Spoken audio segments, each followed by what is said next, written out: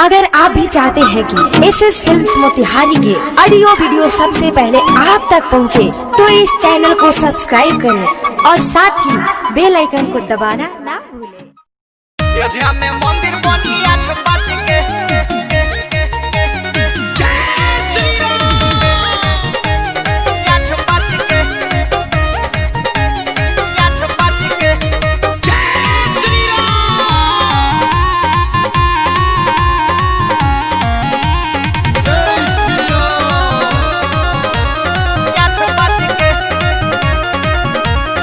ढेर दिन पर आइल बाटे नया समाचार, खुशी से झूमता ते मानवा हमार। ढेर दिन पर आइल बाटे नया समाचार, खुशी से झूमता ते मानवा हमार।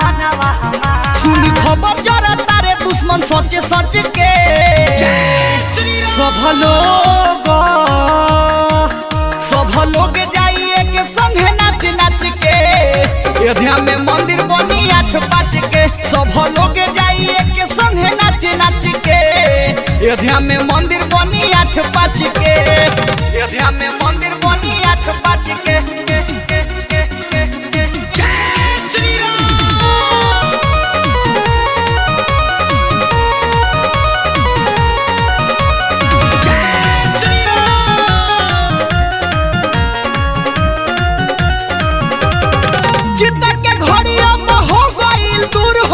दुश्मन के सारा अब टूटल गुरूर हो,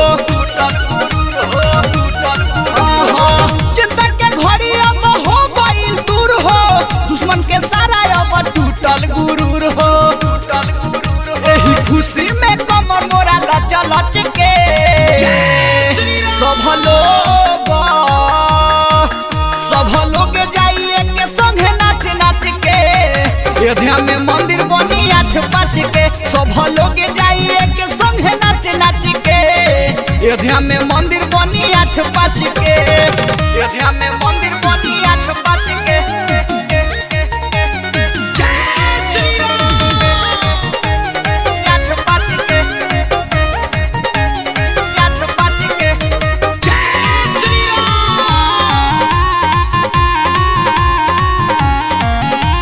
ललचा रिकॉर्डिंग स्टूडियो गोपालगंज। मोदी जोगी के चलता सरकार हो, परदेसी पिया विकास कहे बार-बार हो।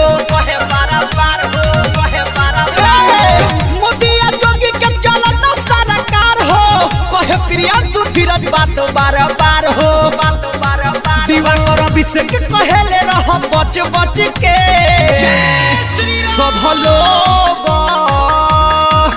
सब लोग जाइए के संगे नाच नाच के अयोध्या में मंदिर बनी 8-5 के। सब लोग जाइए के संगे नाच नाच के अयोध्या में मंदिर बनी 8-5 के। ढेर दिन पर आइल बाटे नया समाचार, खुशी से झूमता ते मानवा हमार। सुन खबर जरा तारे दुश्मन सोचे सोच के